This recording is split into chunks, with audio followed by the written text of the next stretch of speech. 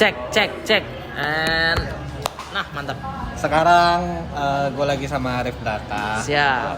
Halo Kebetulan teman-teman. lagi di Makassar. Ya. Ngobrol-ngobrol santai seputar stand up. Oh, boleh dong kok.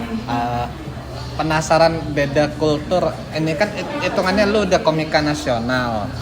Udah lebih sering di Jakarta lah intinya Iya, dibanding benar. di Makassar. Ya. Beda kultur antara stand up di Makassar dan ketika lu di Jakarta. Yang paling lu rasain bedanya tuh apa gitu? Bedanya tuh adalah mungkin dari cara mainnya juga ya. Cara paling main- terlihat adalah opini.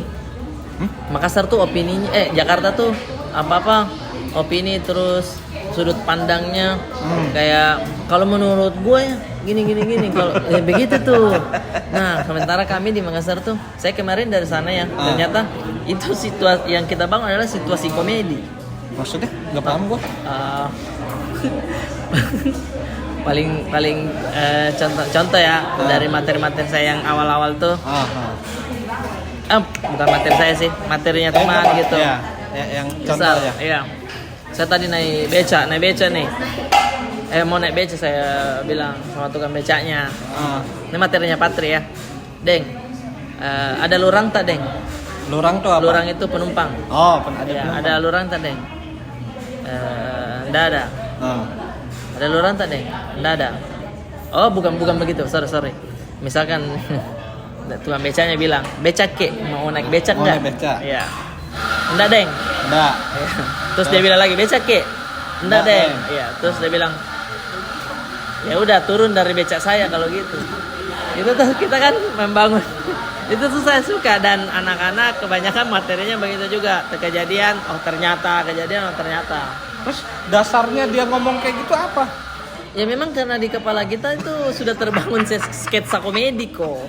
Itu sudah jadi satu sketsa gitu. Nggak ada dasar, nggak ada premis atau keresahannya apa Nah, gitu. makanya itu yang paling dasar yang awal-awal saya rasakan di Makassar. Dan ketika open mic-nya di Jakarta, saya tuh baru melihat tuh, oh ternyata seperti ini ya. Ada misalkan satu keresahan, satu premis. Itu dikasih ke sudut pandang, dikasih pendapatnya apa yang kayak begitu-begitu, terus barulah main analogi, terus what if itu tuh. Nah, sehingga misalkan saya lagi di Jakarta terus balik ke Makassar, ada waktu misalkan sharing-sharing, oh begini, akhirnya anak-anak di Makassar juga udah berkembang juga. Udah mulai beda cara mainnya, Iya, pelan-pelan. Bukan pengaruhnya bukan dari saya, dari tontonan mereka juga pastinya. Sekarang kan udah ada di digital download gitu. Jadinya itu tuh yang paling berbeda menurut saya yang dulu ya. Ada sketsa di kepala kita lucu nih, udah dikasih setup, dikasih itu. Saya juga begitu kok. Begitu dulu karena saya. Enggak, tapi itu kan proses bertumbuh lah gitu. Ya, proses maksudnya. bertumbuh. Secara komunitas, kalau gue sih ngeliatnya, maksud gue beberapa kali gue ke Makassar, ya mungkin karena gue jarang ngeliat komik-komik lainnya juga gitu. Ya, Maksud gue ada potensi, menurut lu ada potensi nggak di antara beberapa yang lu kenal yang sekiranya anjir ini orang harusnya bisa nggak cuma di Makassar doang nih, ini bisa ke Jakarta juga nih gitu. Oh, banyak sih. Kalau dari saya banyak sih menurut saya. Oh, iya? Karena sudut pandangnya di sini kacau-kacau juga kok. Kacau-kacau Bukan sudut pandang sih, maksudnya cobaan hidupnya kacau-kacau. Kadang saya bilang, wah ini nih kalau dia dapat pola materi, pola stand up yang baik, itu bisa lucu sekali. Contoh deh, yang sekarang sama Ko Erwin, Alwi itu. Oh, Alwi Alwi itu gue belum salah pernah lihat satu dia stand aja. up. Oh, belum pernah ya? Belum pernah, karena ya dia open mic 2 kali, kan dia ke Jakarta baru seminggu udah open Iya. mic 2 kali. Iya. Pas gue lagi nggak bisa. Oh iya. Iya. Yang kayak misalkan dia tuh kuli bangunan, tapi sudut pandangnya misalkan cara mainnya tuh beda sama Kang Didi juga. Dia beda juga karena cobaan hidupnya misalkan dari kuli, terus orang tuanya ini mamanya itu digoda-goda sama supir angkot gitu. Ih, kok kadang kita berpikir kayak bos. Ini dari premisnya saya sudah kayak wow. Oh, berarti kalau gue nggak salah nangkep, kalau lo yang ngejual, kalau lo nyontoinnya si Alwi yang ngejual cerita beban hidupnya, ya kebanyakan pola mainan Makassar adalah self deprecating. Ya. Kebanyakan? Iya, kebanyakan. Karena menurut saya yang masih punya kayak opini apa itu analogi main begitu masih jarang sih. Karena Kebanyakan tolol. bukan juga. Tapi sekarang tuh lebih banyak storytelling. Jadi nggak terlalu banyak absurdnya. Udah nyeritain keadaan yang udah aja begitu. Kayak Darmawan kemarin. Dia nyeritain dia udah disunat terus sunatnya umur berapa tapi disunatin sama orang apa mahasiswa KKN gitu. Nah kejadian-kejadian itu tuh, jadi dia storytelling aja tapi nggak ditambah-tambahin yang aneh-aneh lagi. Dia mau dijodohin apa sama penjual alpukat apa? Oh iya bener, gue denger itu semalam, itu lucu banget. Iya, jadi itu tuh yang begitu-begitu kan. Mungkin kalau di kota-kota besar kayak di Jakarta kan sudah jarang mungkin ya. Karena pasar atau apa mungkin sudah ini. Tapi lu kan ninggalin Makassar kan berarti kurang lebih 3-4 tahun lah ya? Lebih ya? 2015. Iya 2015, cuma maksud gue dengan Berapa tahun? Iya. nama lu yang semakin naik itu mungkin dari 2018. Oh iya betul, mungkin Ya, dari kan? situnya, iya. Nah, maksud gue dari situ sampai ke sekarang, yang lu rasain apakah komunitas ini stand up Makassar ini ada peningkatan Oh iya, kalau dari atau stuck gitu aja? kalau saya sih menurut saya sudah jauh meningkat. Jauh Meningkat. Dari awal kan misalkan saya di sana di Jakarta open mic keliling, terus ikut komunitas juga di stand up Indo Bekasi. Apa yang saya dapat ilmu dari Bekasi saya masukin ke anak-anak komunitas. Oh di Bekasi gini loh, di Jakbar begini loh open mic-nya. Dia begini loh. Oh iya. Nah, alhamdulillah anak-anak juga mau nerima masukan begitu. Nah, habis itu sekarang nih alhamdulillah anak-anak udah open mic di mana dia itu sudah dicari sama kafe-kafe. Oh iya. Iya, misalkan nih minggu depan bisa nggak ngisi di sini? Nah, ada budget untuk berbayar. Iya, berbayar. Yang komikanya udah nampil berapa, dibudgetin habis itu dibagi. Jadinya dia latihan udah dapat uang juga udah begitu. Dan penikmat stand up di Makassar tuh menurut saya udah militan di luar dari yang mau nonton saya ya. Teman-teman di Makassar yang udah bikin show juga ketika bikin show alhamdulillah pasti sold out juga. Open mic-nya juga selalu rame. Open mic tiap hari apa Makassar? Tiap hari Jumat di Cusi. Itu tuh jadi sudah ada penonton ininya juga. Bahkan sekarang udah masuk ke TikTok juga. Teman saya tuh Aisnul bikin akunnya terus potongan-potongan stand up anak-anak yang satu beat masukin. FYP alhamdulillah. Nah, itu kan inisiatif mereka sendiri gitu. Udah tahu oh ini pasarnya sekarang udah main TikTok. Bagaimana cara kita bisa ikut juga gitu. Nah, salah satu kendala lainnya menurut gua anak komunitas daerah untuk merantau ke Jakarta adalah banyak faktor sih. Ada referensi komedinya jelas beda antara Makassar dan Jakarta. Yang paling penting menurut gua tuh bahasa. Itu kendalanya. Nah, lu mungkin udah terbiasa gitu, tapi ada beberapa komik Makassar yang gue lihat kayak Rahmat. Ya Rahmat lah contohnya. Rahmat tuh. Iya. Lu ngomong apa sih? Iya gitu, betul. Nah mungkin kalau konteksnya stand upnya di Makassar ya oke gitu. Oke aja. Nah, cuma kan kalau ada target atau tujuan untuk mencapai ke nasional, ya mesti diubah nggak? Atau ya udah jalan gitu aja? Nggak harus diubah, harus banget diubah. Tapi tidak mengubah dialeknya. Tapi dialognya diubah, tapi dialek atau logatnya enggak. Karena menurut saya itu adalah identitas kita juga dan biar komiknya juga nyaman. Mungkin di luar dari Makassar ya, logat daerah masing-masing. Kalau misalkan dia bawanya dengan dialeknya, itu biar dia nyaman gitu. Bukan orang lain di atas panggung. Ketika misalkan saya logat Makassar terus tiba-tiba di atas logat ngikutin Jakarta, itu PR-nya 2 kali gitu. Walaupun sekarang udah 2 kali juga nih. Bikin materi badannya sama merubah ketika otak kita nih bicara ngomong di Jakarta atau ngomong bahasa Indonesia kok. Itu tuh mikir kayak ini kayak mana ya bahasanya ini begitu tuh. Kayak misalkan kau makan tai kah gitu misal tuh. Kamu makan tai enggak? Gitu, itu harus dirubah begitu. Boleh. Walaupun kalau di Makassar tuh diksinya bakalan lucu kalau kamu sudah makan tai kah?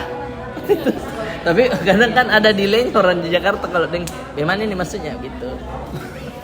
Ya, itu PR-nya kami tuh kok. Stand up iya. Benar. Berpikir untuk bareng bahasa Indonesia kan juga begitu. Jadi kadang agak terlihat berpikir di atas panggung. Kalau apalagi saya kalau open mic yang tiba-tiba saja begitu, Bang. Gitu.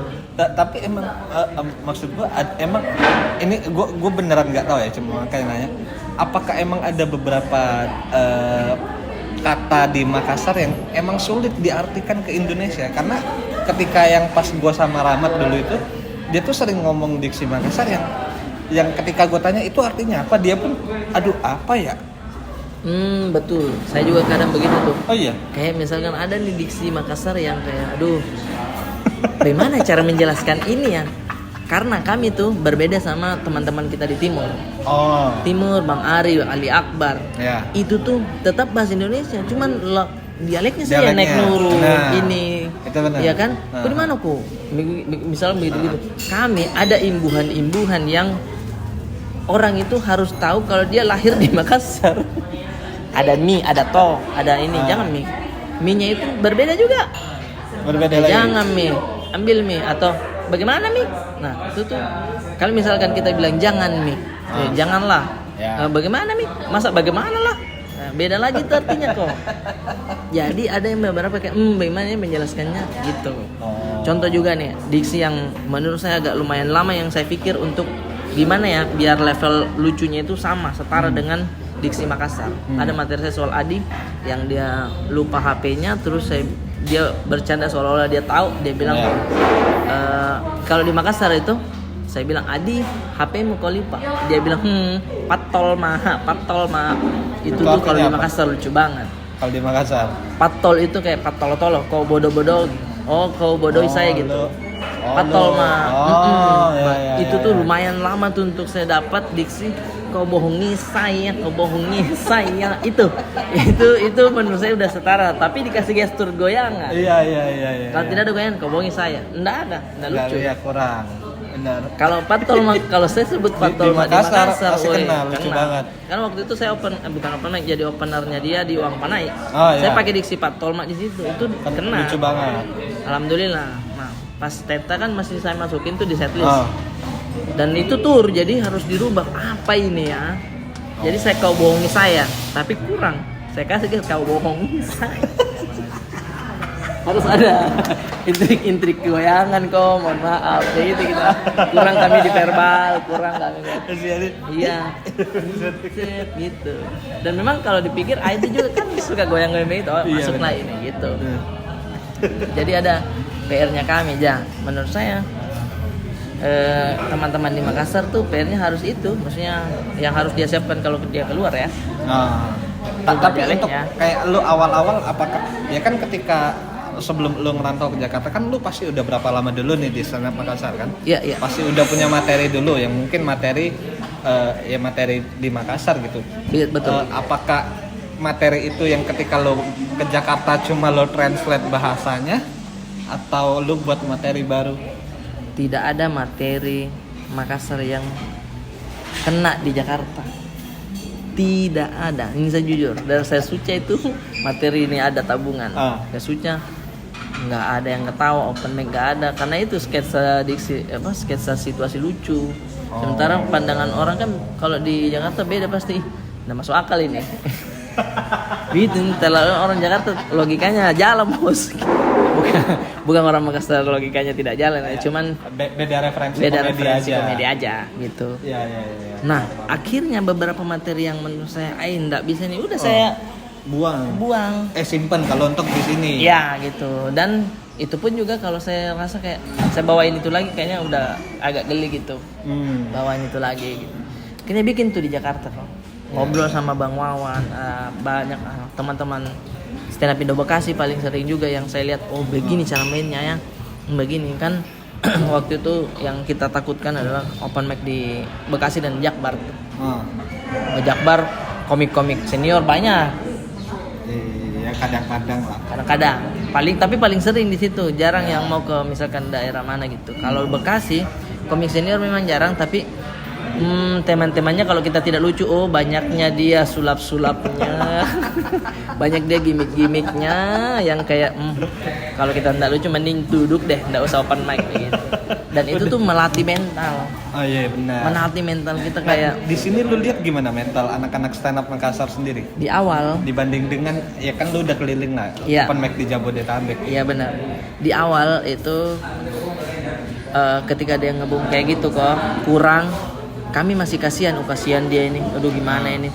Ketika saya kasih lihat open mic di Bekasi itu begini loh. Ada yang kalau kurang tiba-tiba naik terus dia teriak taksi. Ada yang begitu. Yeah. Oh bisa begitu ya. Akhirnya anak-anak menerapkan itu. Di sini diterapin kayak gitu juga. Jadi kalau ada yang tidak lucu, sementara penonton kan banyak. Kalau dragging sedikit kan orang takutnya ini bagaimana. Sama kayak di Jakbar kan ada yang agak lama. Kita kan sebenarnya kasih kesempatan dia. Benar. Tapi kalau udah dikasih waktu, terus dia udah lewat, udah kurang juga kan, kasihan penonton juga. Benar. Udah mainlah ke gimmick-gimmick. Nah, begitu juga alhamdulillah di Jakarta, di Makassar kok. Pokoknya updatean di Jakarta pasti nyampe ke Makassar gitu. Oh lewat lo tentunya. Iya, dan ya itu banyak juga kan sekarang udah follow orang Jakarta juga anak-anak, jadi udah lihat sendiri di story kan. Makanya saya bilang menurut saya sekarangnya ketika kita mau stand up kok. Dulu kan mimpinya kita ke Jakarta nih.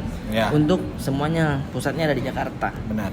Industrinya di sini. Ya oke lah memang seperti itu. Tapi kalau kita ngejarnya untuk dapat nama dulu nih di kota kalian masing-masing juga bisa dengan adanya platform masing-masing begitu kayak TikTok, Instagram. Kalau nggak ngejar TV-nya ya, gitu. Nggak ngejar TV-nya kan dulu kan kita ngejarnya suci-suca. Ya. Sekarang misalkan kalau memang mau berkarir, ya udah bikin bikin apa kan dapat dari situ open mic. Yes, Atau juga ketika kita upload di YouTube dan Instagram kalau rame ya tetap kelihatan gitu kan. Ya kayak Dani Beler aja yang lumayan sering kan ngupload video stand up. Iya benar, dan itu pasti berpengaruh kok. Iya, itu benar. Ke kerjaan gitu sih.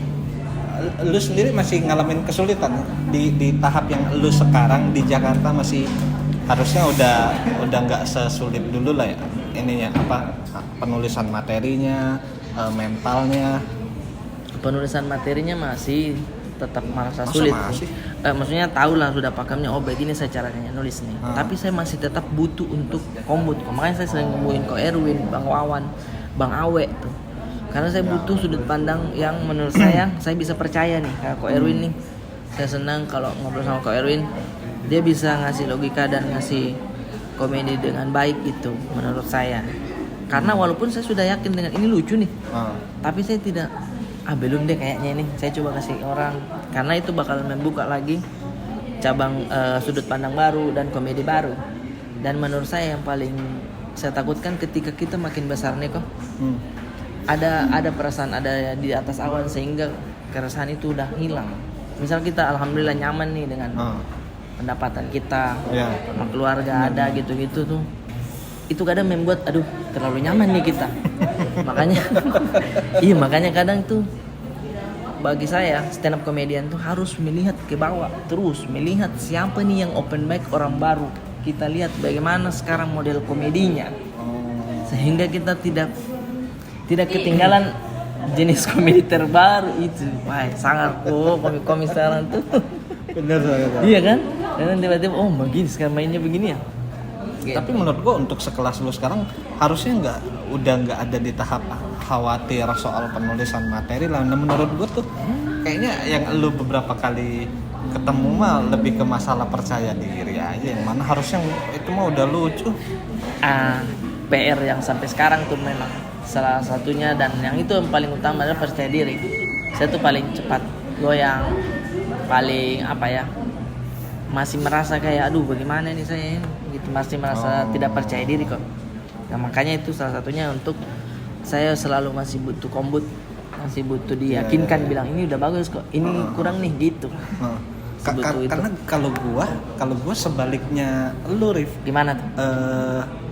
Gua tuh selalu yakin dengan apa yang gua tulis gitu loh. Jadi begitu. Ketika pun gua datang ke orang untuk kombut, sebenarnya pun yang lebih gua butuhin adalah validasi doang. Kalau yang gue tulis ini oke gitu. Oh, oh iya paham. Jadi udah yakin nih dengan ini, tinggal kasih dengar orang. Tinggal kasih dengar orang. Ini Iya. lebih ke untuk meyakinkan, ini lucu nggak menurut gue? Oh, Ini oke. lucu nih, lo dengerin deh. Kalau lo bilang lucu juga, gua naik. Oke. Gitu. Iya. Berarti kau sudah yakin ya? Nah pun ya kadang ada masukan-masukan juga ya. Iya. Nah, Itu tapi- tambah-tambahan dikit Iya, aja. benar. Dan cocok-cocokan juga. Iya, kalau iya. kan kayak gitu.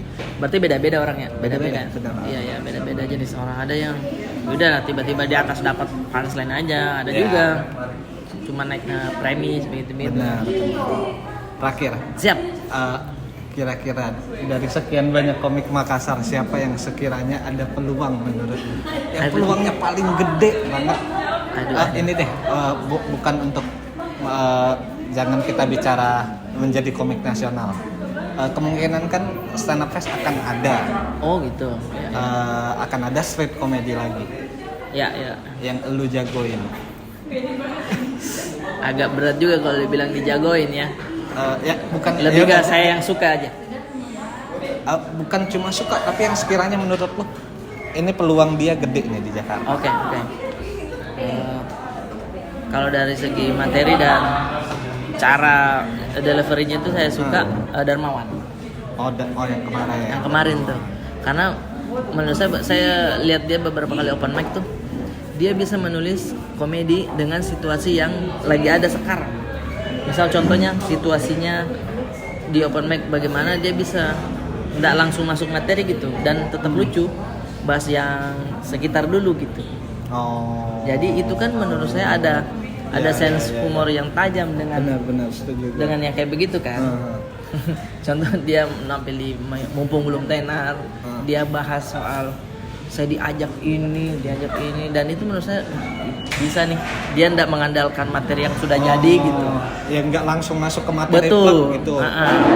Dan yang kayak begitu kan penonton yang datang tuh sudah hatam lah begitu. Kalau misalkan Senafest atau acara Jambore udah tahu lah orang ini pasti bakal masuk di materi.